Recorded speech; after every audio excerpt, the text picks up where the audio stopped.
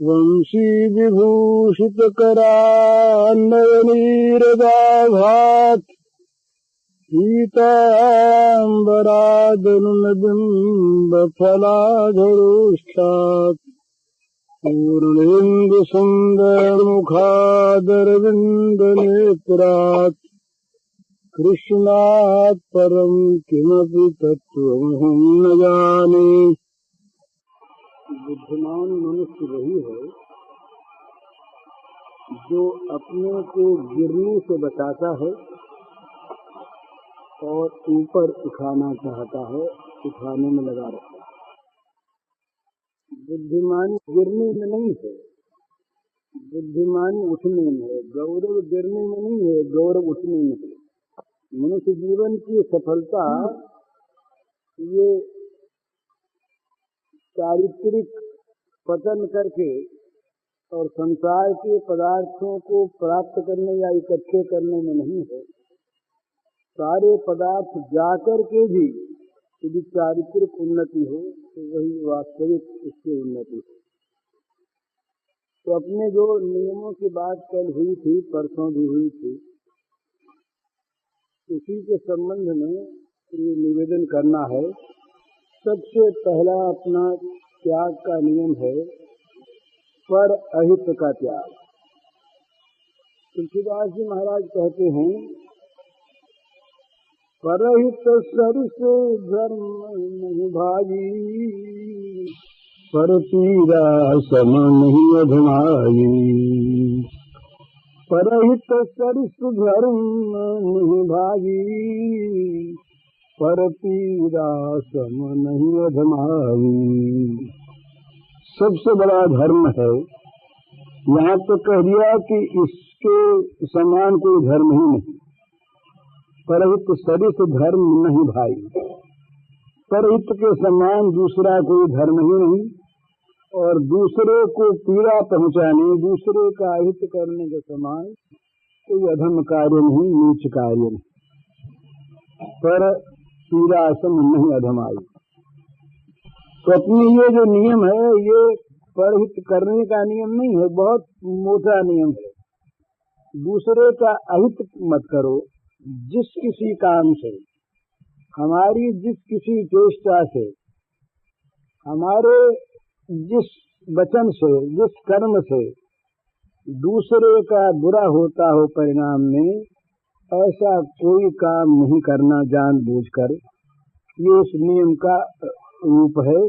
जानबूझकर अपनी जान में किसी का भी अहित न करना। बहुत दफे मनुष्य ऐसी भूल कर बैठता है, और ये बहुत बड़ी भूल है, जब वो परहित में अपना हित देखता है, दूसरे का बुरा करने में अपना भला देखता है। इस प्रकार की जब बुद्धि मनुष्य की होती है तो उसका फिर पतन चौमुखी होता है। ये सिद्धांत मान लेना चाहिए, सत्य सिद्धांत है कि हमारे जिस काम से दूसरे का अहित होगा, उससे हमारा हित कभी हो ही नहीं सकता। चाहे एक बार भ्रम से, हमारी बुद्धि की विकृति से अच्छी चीज होती दिख पड़े, हम समझें वहम हो जाए कहीं, लेकिन अच्छा होगा नहीं। जैसे जिस चीज का हम बीज बोएंगे वही फल होगा, इसी प्रकार बुरे का फल अच्छा नहीं हो सकता, बुरा ही होगा। बुरे का फल जिस प्रकार बुरा, इसी प्रकार अच्छे का फल अच्छा होगा। तो कभी भी मन में ये तो बात सोचनी चाहिए ही नहीं। हम लोग सोचते हैं ये हमारा अभाग्य है, हमारे मन में, हमारे दिमाग में, हमारी बुद्धि में, विचार में ऐसी चीजें आती हैं, तो हमारा बड़ा अभाग्य है वो कि हम जब दूसरे का अहित सोचते हैं अपने हित के लिए। बहुत लोग सोचते हैं, और जहाँ कहीं अहित सोचने में बदले की भावना आ जाती है। किसी एक सज्जन ने कहा मुझसे कुछ दिनों पहले कि उनके किसी एक संबंधी को किसी ने बुरा बर्ताव किया या कुछ किया, उनकी डेथ हो गई, तो कहा भाई कुछ लोगों के ऐसा मन में आता है कि उसका बदला लेके उनको भी समाप्त कर दें। अब ये चीज आनी कोई स्वाभाविक नहीं है। मन में जहाँ क्षोभ होता है, दुख होता है, वहाँ इस प्रकार की चीज आ जाती है, पर आती है मन की बुराई से ही। यदि मन में अहित न भरा हो कोई का भी, मन में यदि किसी की पीड़ा को देखकर और दुख होता हो। द्रौपदी ने स्वयं जब 5 पुत्र मारे गए द्रौपदी के और अश्वत्थामा ने बड़ी निर्दयता के साथ इन बच्चों को कत्ल कर दिया, सोते हुओं को, तो द्रौपदी के बड़ा दुख हुआ। उसके हृदय में आग सी लग गई। माँ, 5 बेटे थे, 5 के 5 समाप्त हो गए।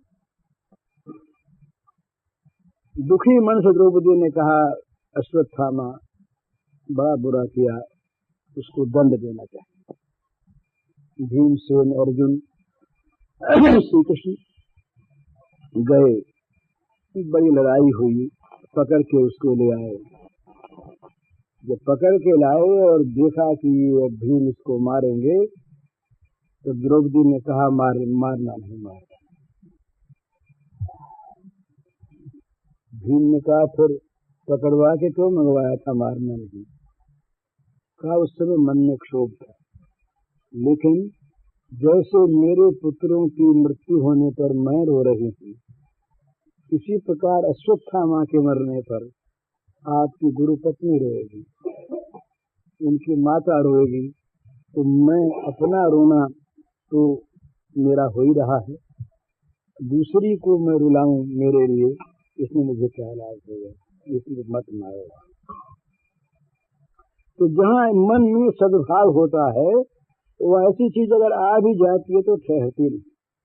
ये तो प्रतिशोध की भावना है जो बहुत बुरी है, बहुत बुरी। बल्कि ये भावना करनी चाहिए, कठिन है पर है उचित यही, कि जो आदमी हमारा बुरा कर रहा है या किया है, उसने वाकई अपना बुरा किया है। हमारा बुरा, ये सिद्धांत बार बार समझ लेने का है, हमारा बुरा हमारे अपने प्रारब्ध के बिना कोई कर सकता ही नहीं। दूसरा निमित्त भले ही बन जाए, पर हमारा बुरा वो कर नहीं सकता, उसकी ताकत नहीं कि हमारे वैसे कर्म न हो हमको हमारा बुरा कर दे, ये सर्वथा असंभव है। अतएव जो हमारा बुरा करने जा रहा है, वो भूल से, भ्रम से, किसी बैर की, किसी द्रोह की प्रेरणा से वो अपना बुरा कर रहा है। तो उसका बुरा तो होगा ही, हमारा बुरा वो कर नहीं सकता बिना हमारे प्रारब्ध के। तो इसलिए ऐसा जो प्राणी है, वो प्राणी संत पुरुषों की दृष्टि में तो दया का पात्र है।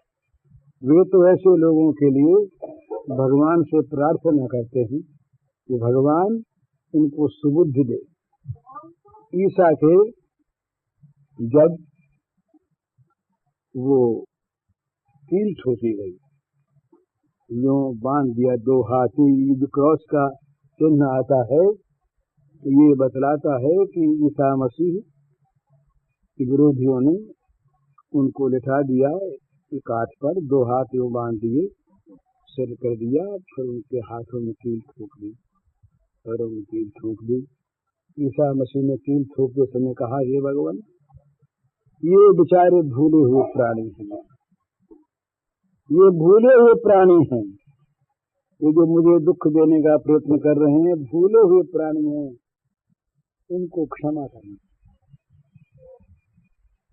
एक बात नहीं, अपने यहाँ तो ऐसे उदाहरण, प्रहलाद को उसके गुरुपुत्रों ने मारने के लिए कृत्या पैदा की और कृत्या मारने को दौड़ी, लेकिन प्रहलाद की रक्षा भगवान कर रहे थे, वहां तक पहुंच नहीं सकी। प्रहलाद के वो क्षमा का तेज था, वो अहिंसा का तेज था, भगवान की कृपा थी। प्रहलाद को कृत्या न मार सकी, उसने लौट करके उन दोनों को मार दिया। छंद अमर्क जो प्रहलाद को मारने का प्रयत्न जिन्होंने किया था, वे दोनों उसी अपने प्रयत्न के द्वारा मारे गए। उनको जब मरे देखा तो प्रहलाद का हृदय काट गया। प्रहलाद के हृदय में दया उमड़ी। प्रहलाद ने प्रार्थना की, ये विष्णु पुराण में है, भगवान इन दो ब्राह्मण कुमारों का मेरे लिए इस प्रकार मरण हो गया। वहां प्रहलाद की बात को जो उसने प्रतिज्ञाएं की हैं, वो देखने से मालूम होता है कि प्रहलाद कितना अहिंसक था, कितना वो ऊंचा था। उसने कहा कि मुझे सांपों से जिन्होंने डसवाया, मुझे जहर पिलाया, मुझे हाथियों से कुचलवाया, मुझे जल में डुबोया, मुझे छत से गिराया, मुझे सांपों से कटवाया, इन सब के प्रति अगर मेरे मन में सद्भाव रहा हो, द्वेष न रहा हो, और इन सब में मैंने भगवान को देखा हो, तो मेरे गुरु पुत्र जीवित हो जाए। इससे पता लगता है उसका हृदय कितना विशाल था, कितना ऊंचा था। ये प्रतिज्ञाएं इस बात को बताती हैं कि ऐसा उसकी स्थिति थी। मामूली बात नहीं है। हमारा जरा सा कोई बुरा करने का संकल्प करना दूर रहा, हंसी में भी बुरा करने की कोई बात कह दे,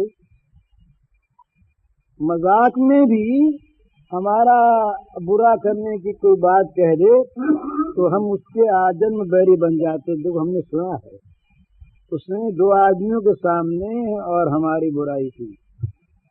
पर प्रहलाद वो कहता है कि मुझे जिसने सांपों से डसवाया, मुझे जहर दिलवाया, मुझे हाथियों से कुचलवाया, मुझे समुद्र में फेंकवाया, छत से गिराया, इन सब के प्रति भी अगर मेरे मन में द्वेष न रहा हो, और इन सब में अगर मैंने भगवान को देखा हो, तो मेरे ये गुरुपुत्र जीवित हो गए।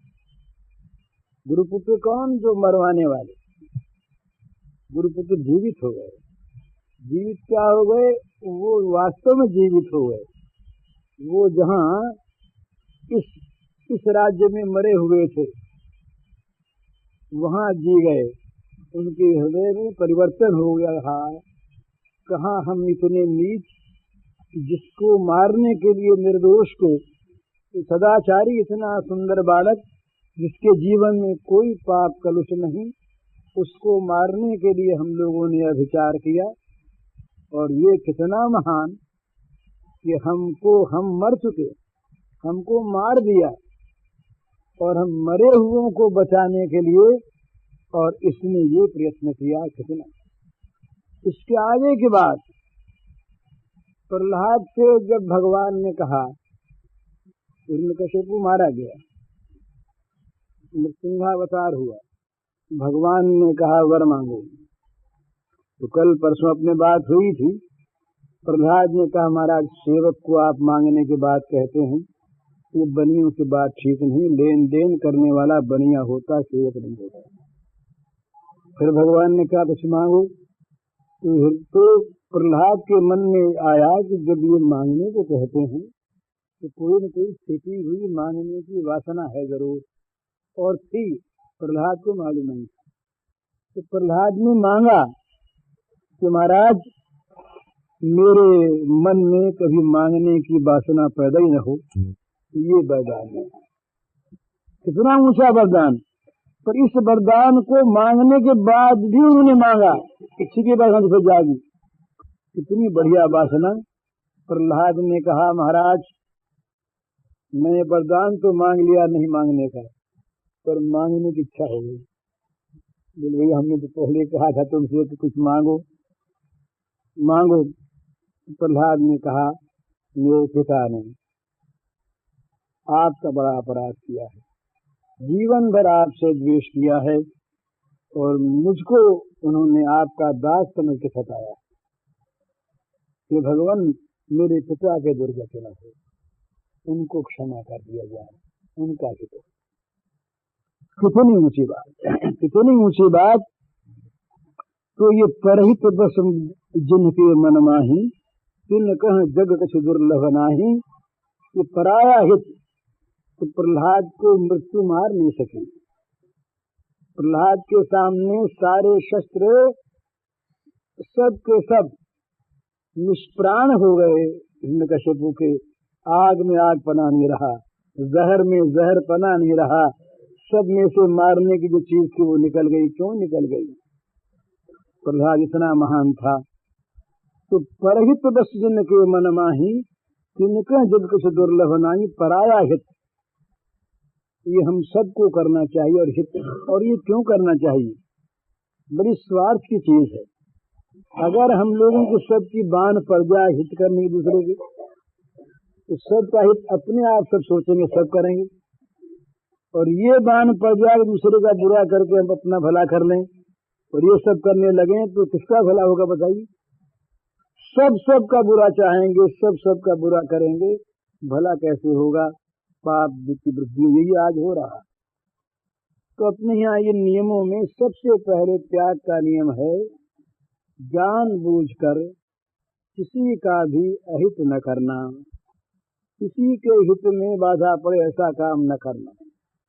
अपनी समझ से भूल से हो जाए दूसरी चीज है, जानबूझ के बहुत मोटा नियम है। भला होना तो चाहिए यूं कि अपना सर्वस्व खो करके भी दूसरे हित करना होना चाहिए, ये नियम ये होना। और उसमें सर्वस्व जाता नहीं, आवेगा ही आवेगा, उसमें टोटा है ही नहीं। टोटा तो बुराई करने में है, उसमें तो नफा ही नफा है, कहीं घाटा है ही नहीं। लेकिन वो नियम न रख करके इतना सरल नियम अपने रखा है कि जानबूझकर किसी का भी बुरा न करे, अहित न करे। कभी भूल से हो जाए भगवान से प्रार्थना करे, न समझ में आवे हो जाए तो होता क्या, जब बांध छूट जाएगी ना।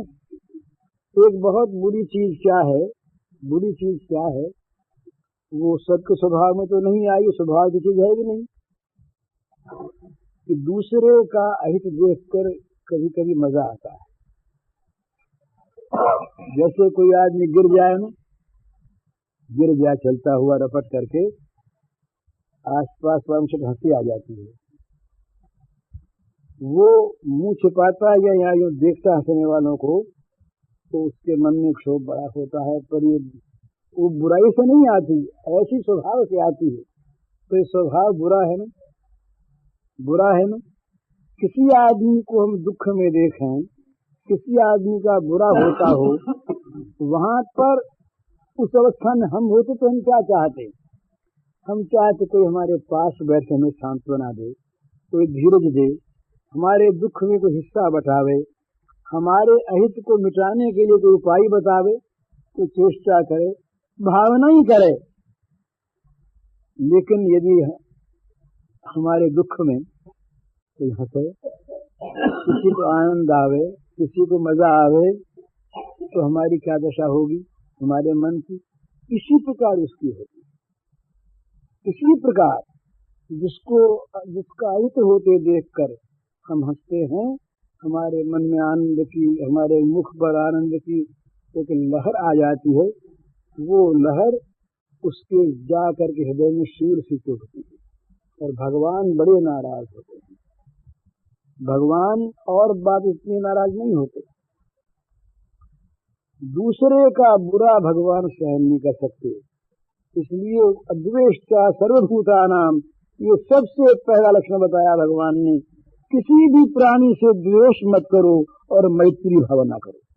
अद्वेष्टा सर्वभूतानाम मैत्र करुण एवं च, 3 बात बताइए। पहले किसी से द्वेष मत करो, सबके साथ मित्रता की भावना करो, और जहाँ दुख देखो तो वहाँ हृदय को पिघला दो, पिघल जाए, हृदय द्रवित हो जाए, बहने लगे।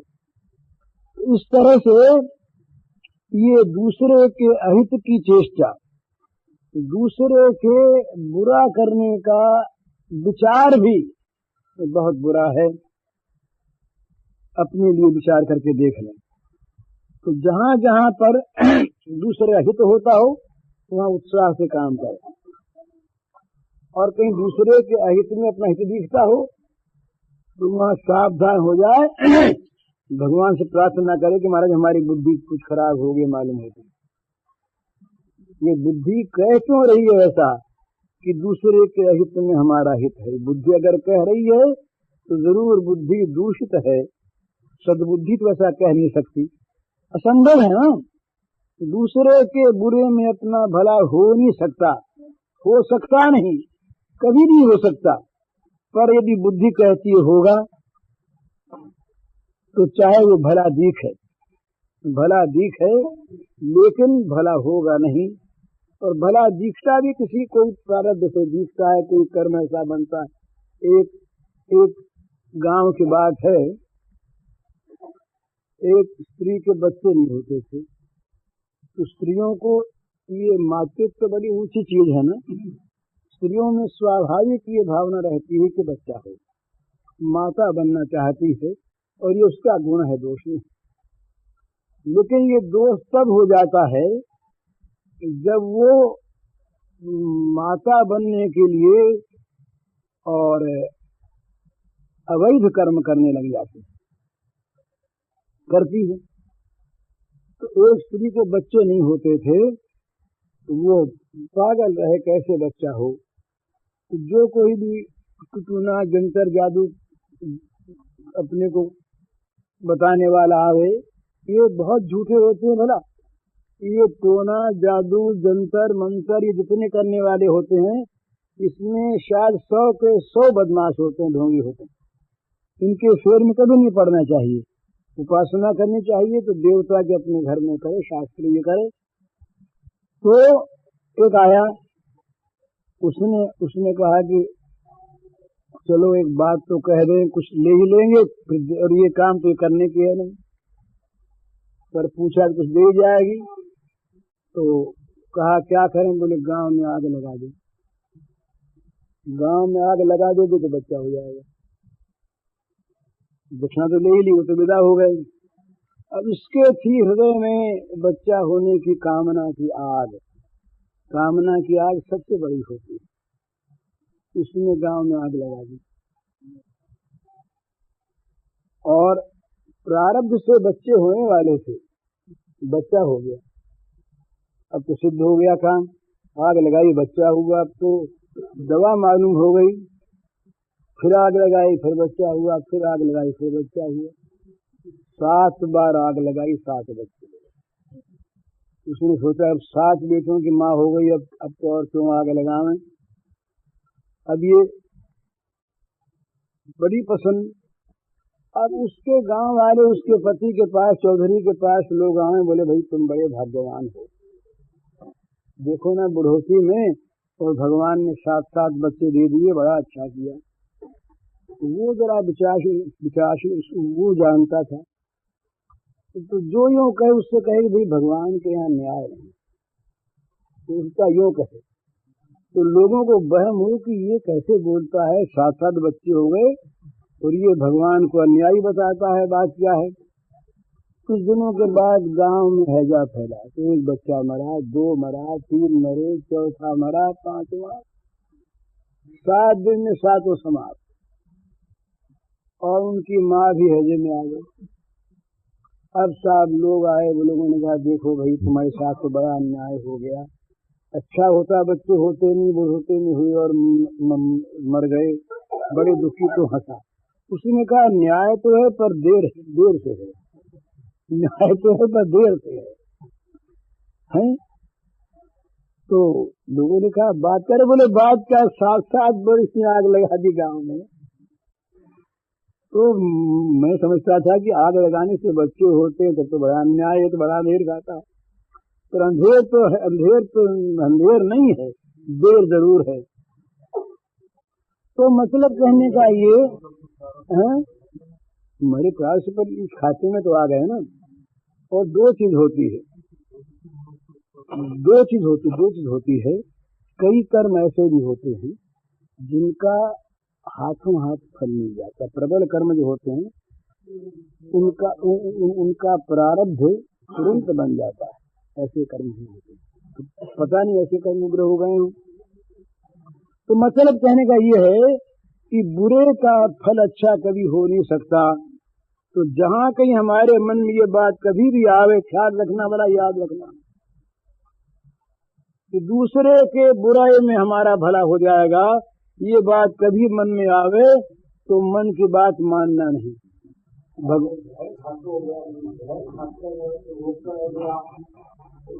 नहीं खाने दे रहे हैं, आप जो जहर खाए और वो जाने को जो जहर है, और दूसरा आदमी जाने को जहर है, ऐसे में जहर नहीं खाने दे रहे हैं, और 3 महीने की जाते जो जहर खाओ और जहर खाने दो बोलिए, तो भी तो आप पूरे जो जहर खाए, जहर नहीं खाने दो, जहर खाओ बोली बन जाए। तो आ बात कोई सुना तो कोई पर हित को समझने के मन माही हित और चीज है तो शराबी आदमी शराब पी करना चाहिए, तो वो ना सुनो कोई सुख थोड़ा ही है।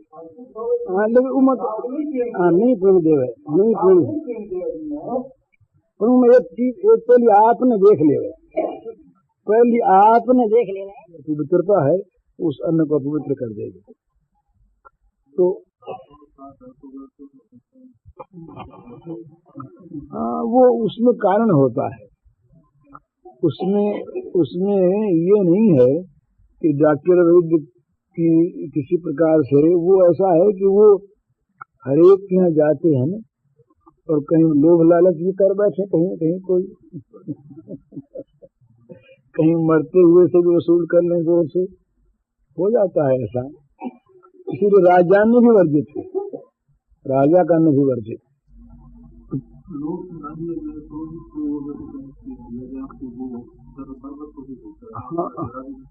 नहीं वो बरबस होने की बात नहीं। अगर आप अपनी मेहनत का पैसा ठीक लेते हैं तो फिर कोई आपत्ति की बात नहीं। अगर आप मेहनत से ज्यादा और लोभ से लेते हैं तो जरूर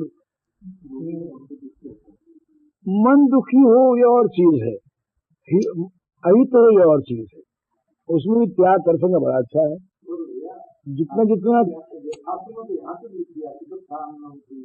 जितना जितना जितना जितना त्याग होगा उतनी उतनी पवित्रता आएगी। ये तो है ही, ये तो है ही। जितना जितना त्याग होगा उतनी पवित्रता आएगी।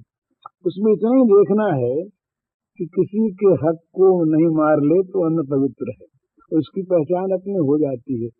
पर पहचान करने वाले को होती है, उसमें अगर गौरव मानने लगे, चोरी में जहाँ मनुष्य ने गौरव बुद्धि कर ली और जहाँ चोरी को आदमी ने बुद्धिमानी मान लिया, वहां फिर गिरावट से उठना बड़ा मुश्किल है। जैसा आज हो रहा है, आज का जो हमारा समाज है ये अपनी किसी और की निंदा नहीं, अपनी निंदा है। हम समाज से बात हो रही है, हम सभी एक हैं। अगर मानिए समाज में 2 आदमी बच भी गए तो क्या होगा, समाज सारा ही है। जब समाज में ये बात आ जाती है समाज के लोगों में कि दूसरे के हक को मारने में आपत्ति नहीं, कानून में न फंसें, कानून से बचकर चाहे सो कर लें, बस वो चोरी के नाम में ना आवे, चोरी भले कर लें, उसका नाम डकैती चाहे ना आवे पर डकैती भले कर लें। इस प्रकार की वृत्ति जहाँ समाज में हो जाती है, उस समाज में बड़ी बुराई आ जाती है, उस समाज का उत्थान बड़ा कठिन होता है। वो फिर एक बार दुख आता है, पतन आता है, और ये आने वाला दिखता है हमको। हम समझते हैं कि अभी देश पर विपत्ति बहुत आ गई है बड़ी, क्योंकि हमारा जो स्तर है ना, मानस स्तर, ये बहुत नीचे हो गया। 4 बातें मनुष्य में खास होनी चाहिए: ईमानदारी, ऑनेस्टी, ईमानदारी, प्यूरिटी, निर्मलता मन की, सच्चाई और प्रेम।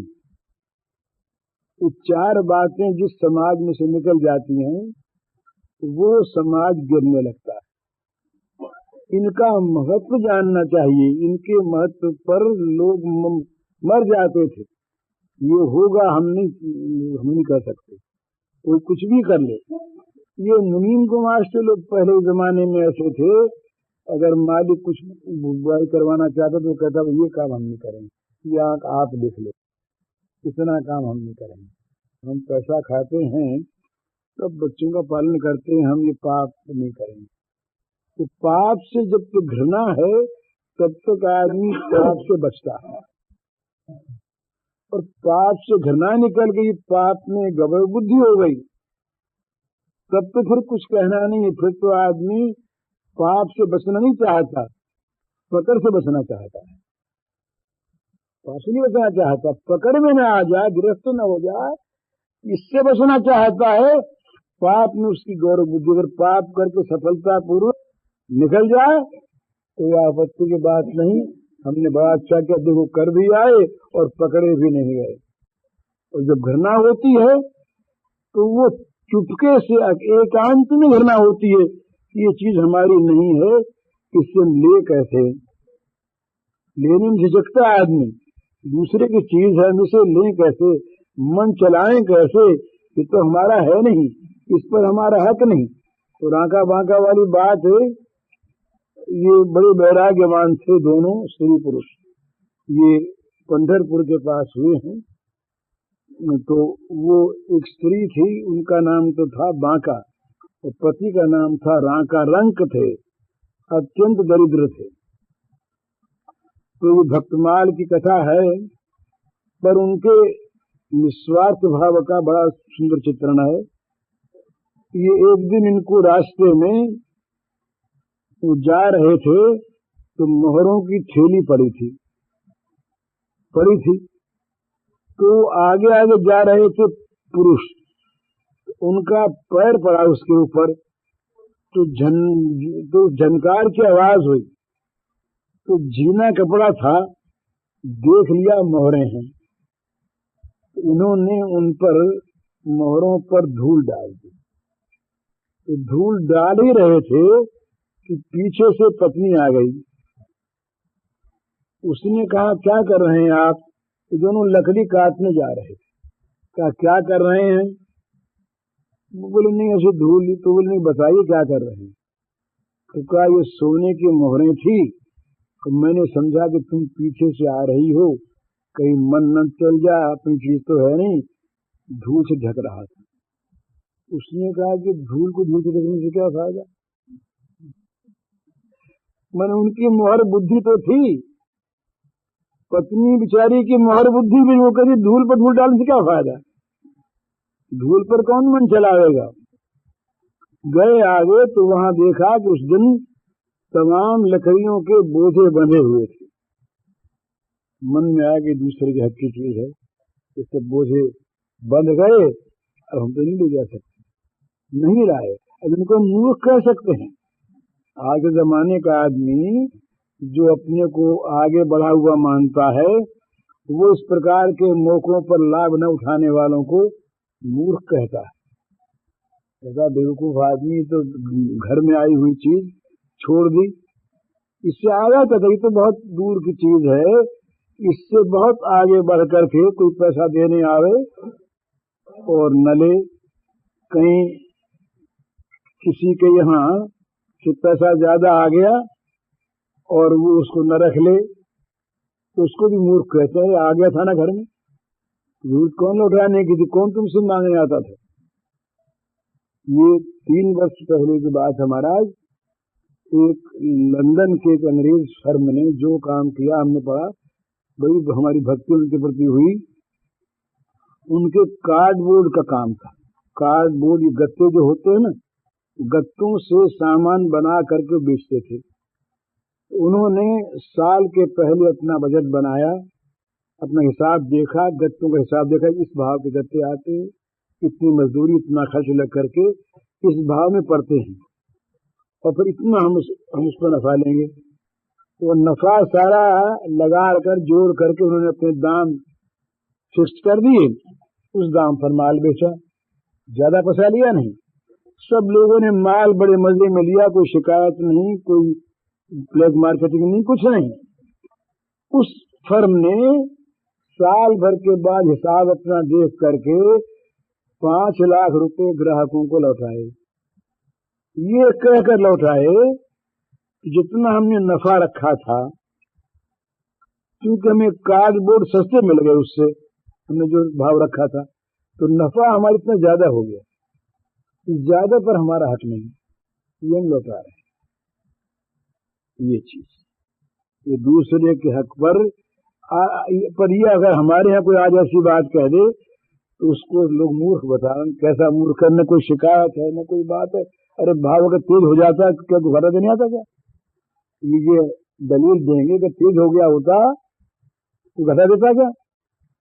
नफे में तुम देने गए, क्यों देने गए? ये तो बेवकूफी है, ये तुम्हारी बड़ी बेवकूफी है।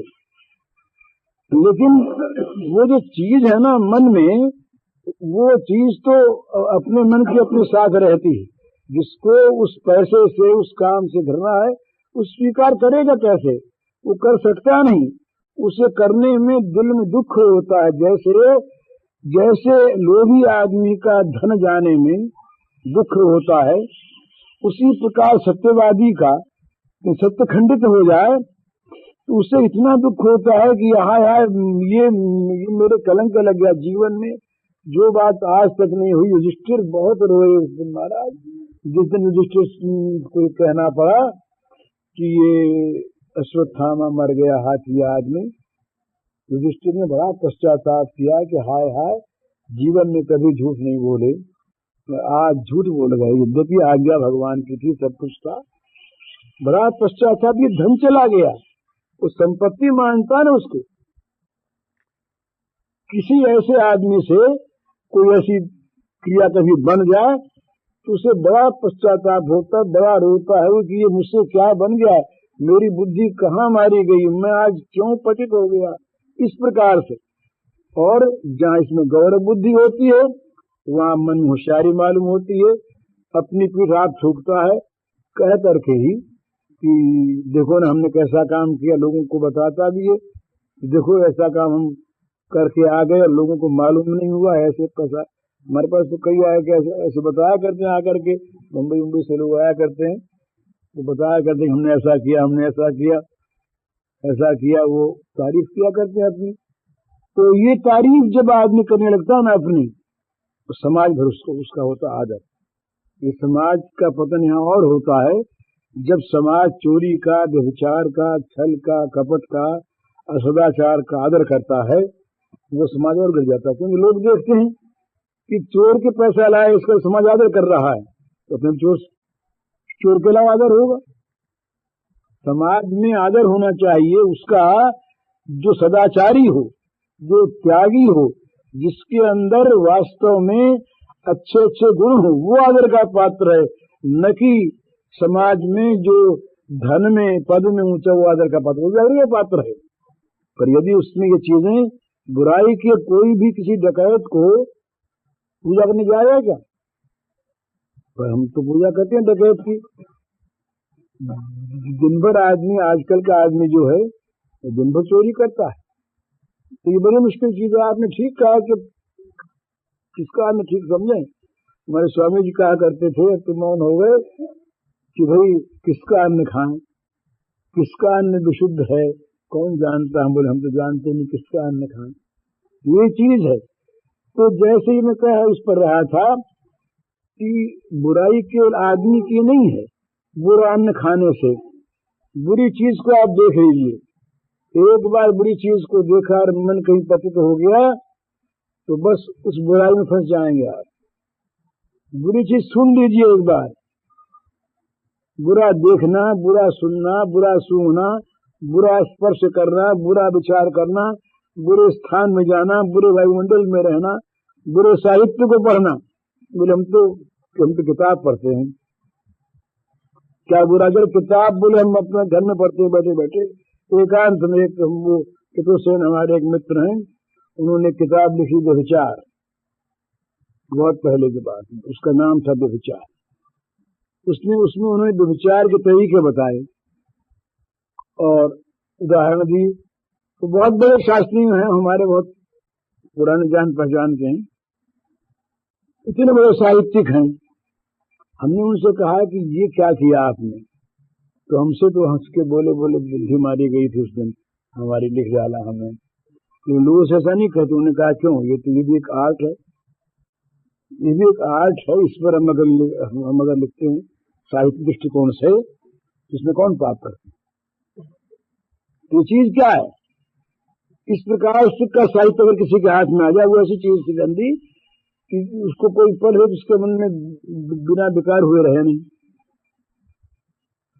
तो ये इस प्रकार का साहित्य, इस प्रकार के सिनेमा, इस प्रकार का दृश्य, इस प्रकार के गाने, इस प्रकार के चित्र, इस प्रकार के भाव, इस प्रकार के लोगों से बातचीत, वो लोभ बढ़ाने वाली, डर बढ़ाने वाली। गांधी जी ने एक बार हिंदी साहित्य सम्मेलन के लिए हमको लिखा था, इसमें 3 बात नहीं आनी चाहिए।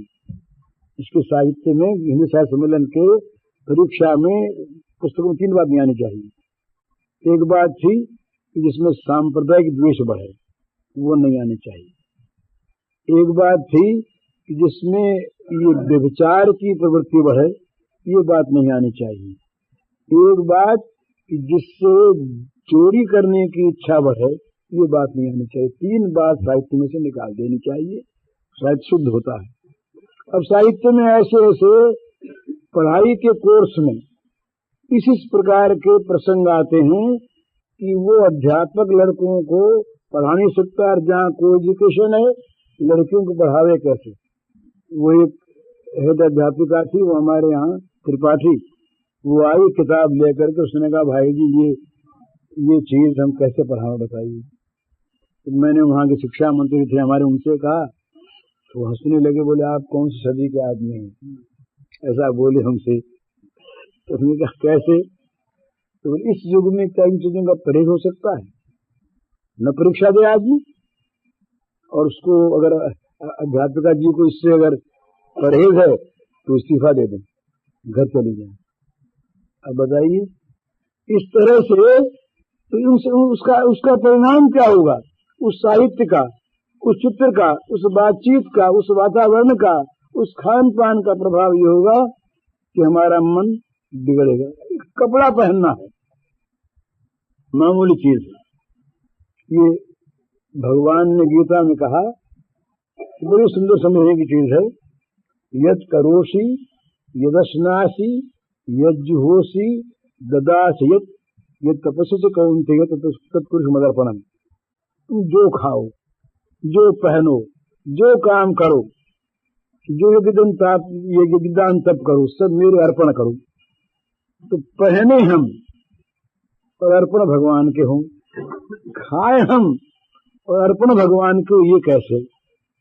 बड़ा सुंदर इसका भाव है। एक आदमी कपड़ा पहनता है सर्दी गर्मी से बचने के लिए, एक आदमी कपड़ा पहनता है शौकीनी के लिए, एक आदमी कपड़ा पहनता है लोगों को दिखाने के लिए, एक आदमी पहनता है लोगों को ठगने के लिए। भिन्न भिन्न भाव है ना, उन भावों के अनुसार ही कपड़ा पहनने वालों को फल मिलता है, उन भावों के अनुसार ही उस कपड़े का लोगों पर असर होता है।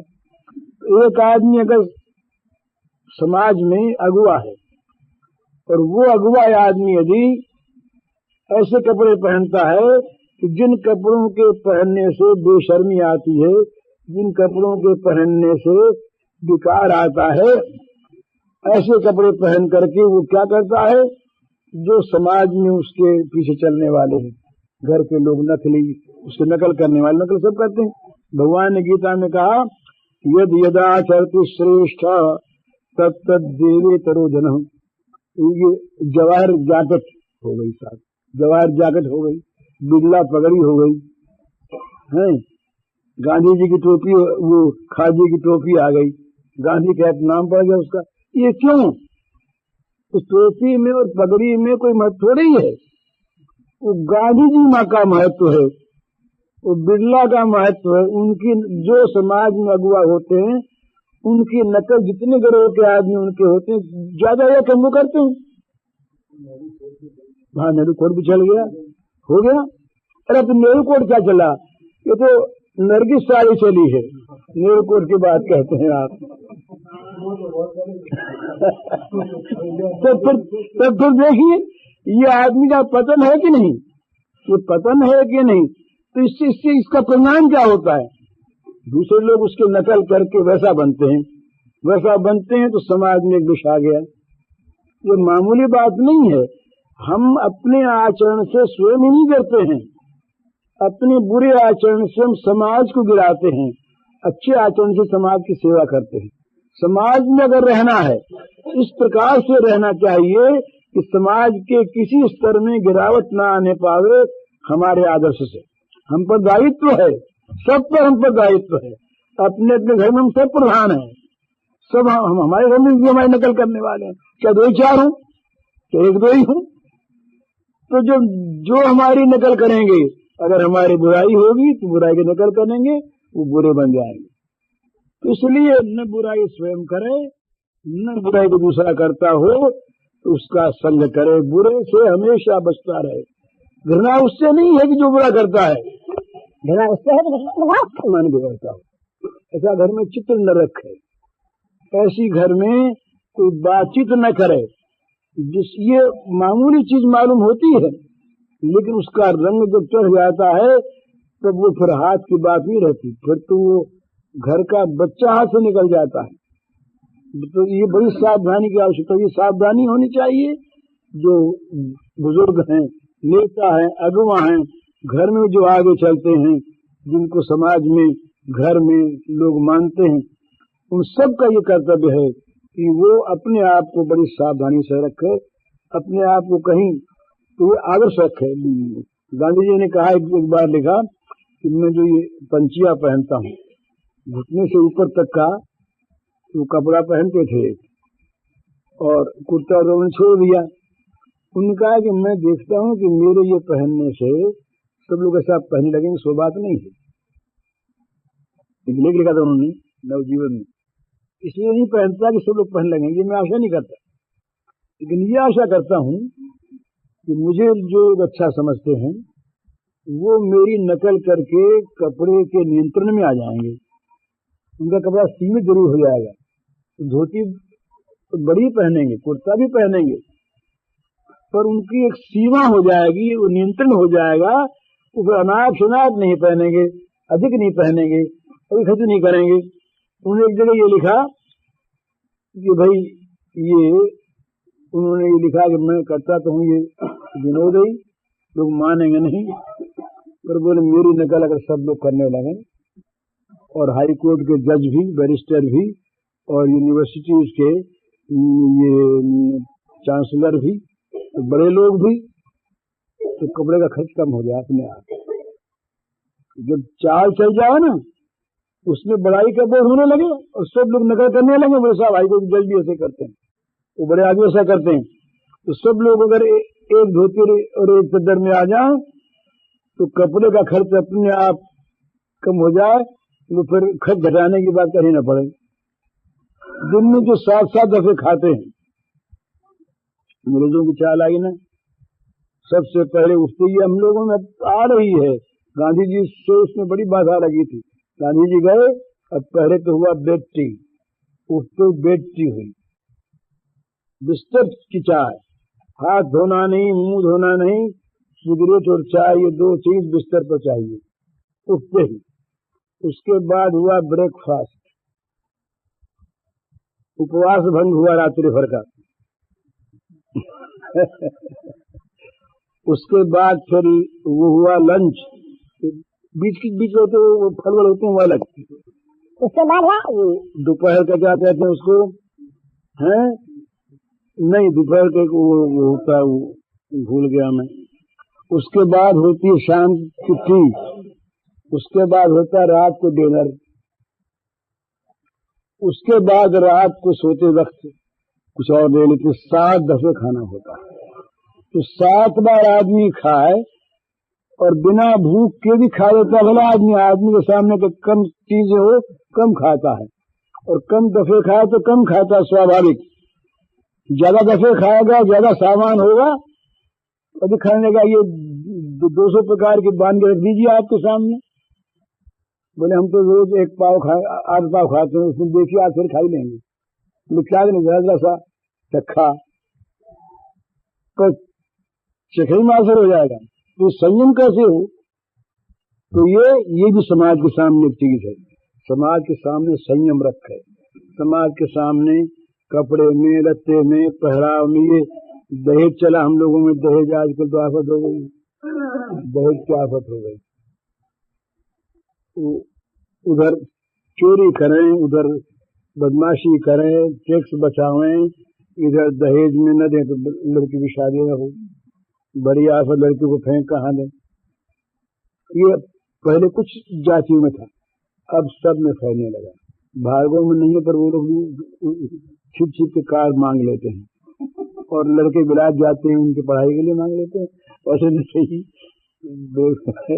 तो ये चीज हंसने की नहीं है, ये सोचने की चीज है कि मनुष्य जो है समाज का एक प्राणी है, तो वो समाज की दृष्टि से भी उसको संयमी होना चाहिए, दोषों से मुक्त होना चाहिए, बुराई से अलग रहना चाहिए। और अपने साधन के लिए तो साधन तो ऐसी चीज है कि दूसरे की ओर बिल्कुल न देख कर, दूसरा क्या करते उसके ओर न त्याग कर, वो तो केवल अपने विशुद्ध मार्ग पर दृढ़ता के साथ बढ़ता चला जाए।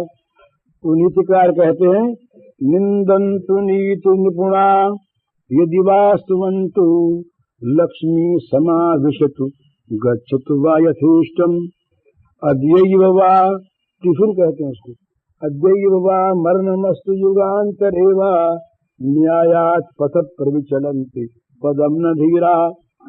कहते जो धीर पुरुष होते हैं उनका लक्षण बताया, जो अपने मार्ग पर चलने वाले हैं बड़ी दृढ़ता के साथ, वो उनका लक्षण कहते हैं कि निंदन्तु नीति निपुणः, अरे गहरे आदमी नहीं, जो समाज में नीति में निपुण माने जाते हैं, ऐसे लोग चाहे उनकी निंदा करें अथवा स्तुति करें।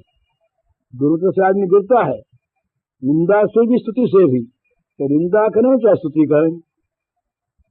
और लक्ष्मी समावेशतु गच्छतु वा यथेष्टम, लक्ष्मी जी चाहे आ जाए और चाहे मन आवे वहां चली जाए, यथेष्टम।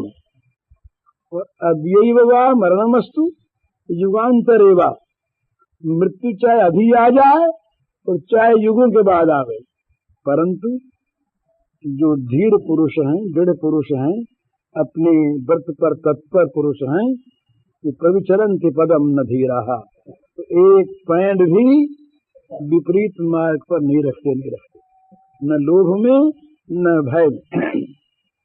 तो इस प्रकार से जो साधक की ये बात है, वो तो समाज की बात वहां पे कर्तव्य अलग है ही, तो साधक के लिए तो खास वो तो अपने लिए चाहता है कि मानव देह की प्राप्ति हुई है भगवान को पाने के लिए, दूसरा काम करना मानवता से विपरीत जाना है, इसलिए उसे तो किसी और न त्याग कर सीधे अपने मार्ग पर बढ़ते चले जाना चाहिए। कोई निंदा करे या स्तुति करे, भला बतावे बुरा बतावे, उसको इसकी परवाह नहीं करनी चाहिए, तो अपना बस डटा हुआ चला जाए, किसी और ताके नहीं। विवादों जिसके लिए कहा है कि वो विवाद भी न करे। कोई कहे कि भाई तुम ठीक नहीं, बोले बिल्कुल ठीक नहीं, बिल्कुल ठीक, इतने में तो छुट्टी हो गई। कहना नहीं ठीक है, बोले कैसे ठीक बताओ। अब उसमें आफत होगी, उस विवाद करे आपस में, तो नारद जी कहते हैं ये वादो नावलंबे, साधक विवाद न करे। तो क्यों न करे, क्या होगा? तो कहते थे बाहुल्य अवकाशात, विवाद के बढ़ने की गुंजाइश है, विवाद न करे, दूसरे का दोष न देखे, और अपना गुण कोई बताता हो, दोष बताता हो, उसे सुने नहीं। तो उसके लिए कही 5 बात कही महाराज, 5 बात कहिए। वो साधक जो है वो अंधा बन जाए और बहरा बन जाए और गूंगा बन जाए और लंगड़ा बन जाए और पागल बन जाए। इसका अर्थ ये है कि जो कुछ भी शब्द गिराने वाले हों, उन शब्दों को न सुने, उनके लिए बहरा बन जाए। जो शब्द बुरी बात पैदा करने वाले हों, बुरे हों, उनके लिए गूंगा बन जाए। जो स्थान बुरा स्थान हो वहां जाने के लिए वो लंगड़ा बन जाए। जिन बातों में बुद्धि ज्यादा लगा करके आदमी फंसता हो वहां पागल बन जाए। जो बहुत सयाने होते हैं ना, सयाने बहुत, ये ज्यादा फंसते हैं। सयाने अधिक फंसते हैं कि उसके सयानों के पास बहुत लोग आते हैं और उनकी बुद्धि बहुत काम करती है। अगर अपने सयानत की बात न करे तो मन में होता है कि हमारी तौहीन हो गई। तो बहुत बुद्धिमान जो बनता है ना आदमी, वो बहुत फंसता है। तो साधक आदमी बुद्धिमान नहीं बनना चाहता। वो ये जड़भरत वाली बात, वो देखता है हमारे काम में कहीं विघ्न हो जाएगा। बड़ा स्वार्थी होता है साधक, बड़ा स्वार्थी होता है। तो उसका जो स्व है ना, तो स्व इतना निर्मल होता है कि उसके स्व के अर्थ की सिद्धि से सारे जगत के स्वगत की सिद्धि हो जाती है। क्योंकि उसका वो जगत से अलग रह करके भी जगत के साथ आत्मा के रूप में एक रहता है। कहीं उसका द्वेष नहीं है, कहीं उसका राग नहीं है, कहीं उसका बैर नहीं है, कहीं उसका कोई पराया नहीं है, कहीं उसके साथ किसी की शत्रुता नहीं है। वो सबका स्वाभाविक मित्र है, सबका स्वाभाविक सेवक है। वो जो करता है, लेकिन महाराज ने लिखा गीता रहस्य में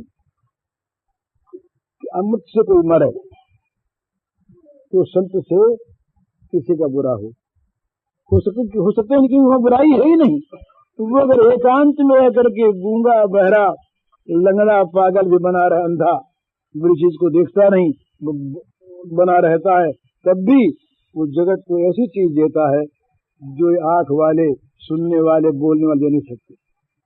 वो गुरुस्तु मौनम व्याख्यानम शिष्या संचिन्न संशया, ऐसा अपने उपनिषद में आया कि गुरु जो हैं वो मौन व्याख्यान करते हैं और जो शिष्य हैं उनके संशय बढ़ जाते हैं। मौन व्याख्यान का अर्थ है आचरण का व्याख्यान, वाणी का व्याख्यान नहीं।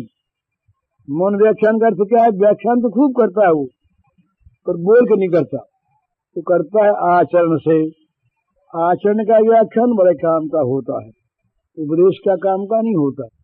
तो मनुष्य अपने आप को बुराई से बचावे और भलाई में लगावे, बुरा न ग्रहण करे, न बुरा कोई को दे,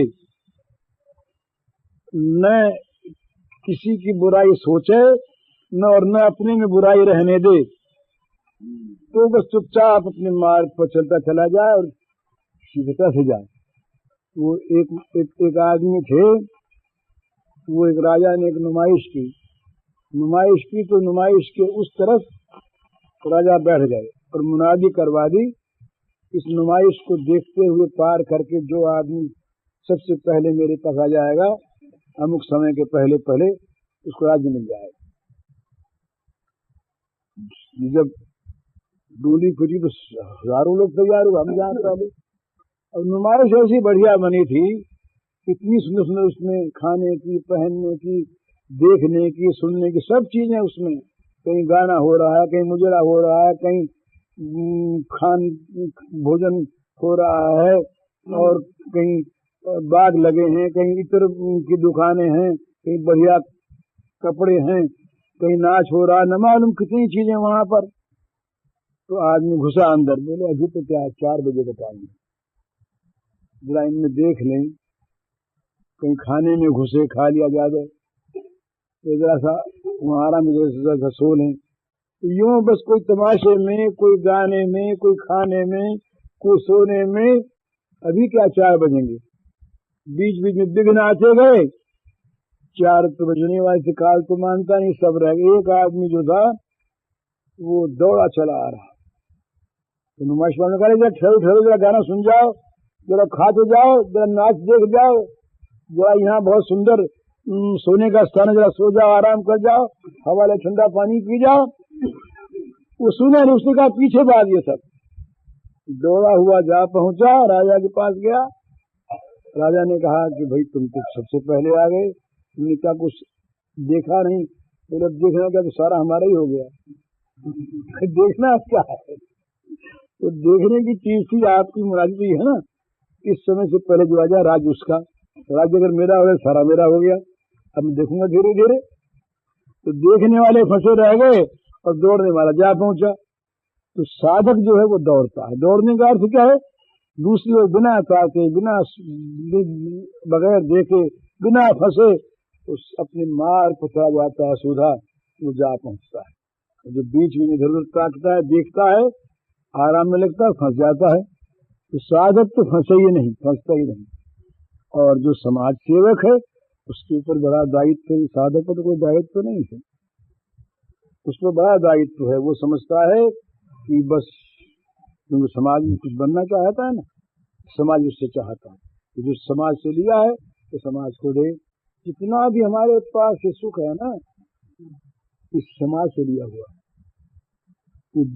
सुख जो है कि दुखियों से उधार लिया हुआ है।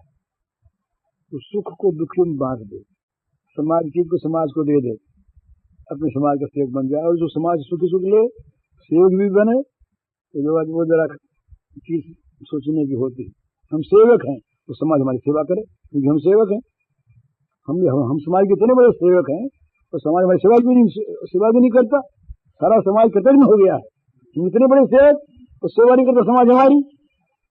अब ये चीज सोचने की है, वो सेवक है या सेवा चाहता है, ये भगवान जाने क्या चीज है। सेवक कभी सेवक अपने को कहता नहीं, सेवक बदले की सेवा चाहता नहीं। तो समाज की सेवा करे और भगवान के लिए साधन करे, तब मनुष्य दोनों प्रकार से ही उन्नत होता है।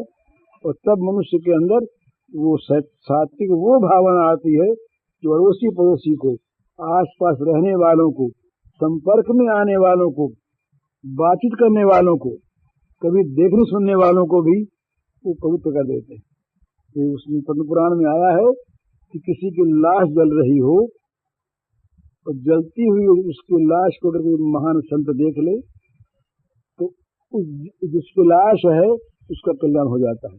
तो चाहे अतिशयोक्ति हो, पर इसमें एक तत्व है कि संत का इतना बड़ा महात्म्य है कि संत अपने शुभ संकल्प से, अपने शुभ दर्शन से, स्वाभाविक सहज ही अपने शुभ तत्व से वो जगत का हित करता रहता अपने आप।